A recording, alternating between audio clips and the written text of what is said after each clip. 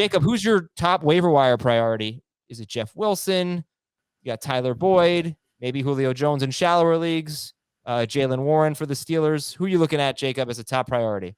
I think it's Jaylen Warren, honestly. I do think what we saw from Jeff Wilson was exciting once Elijah Mitchell went down, and it's possible that Mitchell's injury is more serious. So kind of taking a wait-and-see approach. Hope that we get some news on Najee Harris.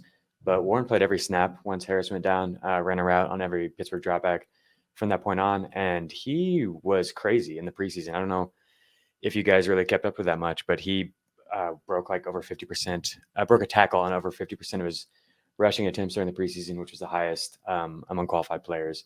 So pretty excited for him. Definitely the usage in that offense, if he plays a role similar to what we saw in week 1 when Najee went down, he could be a top 20 fantasy back.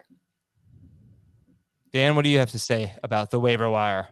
Yeah, I'm also in mostly on Warren this week. I think what it comes down to for me is just the talent level difference. Jacob did a great job breaking it down. I'm looking for yards created before and after contact, specifically after contact, is something I think he's going to be able to do with the Steelers. I also feel like that role is a little bit more secure if Najee is to miss around the same amount of time, as we're just assuming that for the sake of this argument, as Mitchell, because we've seen in the past Kyle Shanahan be quick to kind of shift in different type of backs. We know Tyrion Davis-Price was inactive for his first NFL game.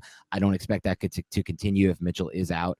And so we could even see some of the guys like Mason and people who they just like during practice shuffling in and out of the game at inopportune times from a fantasy standpoint for Jeff Wilson. So Warren's my number one. Like you said, in shallow leagues, if you can get Julio Jones, that should be your top priority as well. And I think, a lot of people slept on it, but Sterling Shepard is going to be the best fantasy receiver to own from the Giants this season. It may not be worth ultimately all that much, but in his first game back from Achilles, playing a lot sooner than anyone expected after not practicing at all with the new offense this season and not getting any of the timing down or the playbook, the repetitions down, he scored a touchdown in his first game. So I think he's kind of a deeper sleeper I would look at on your wire.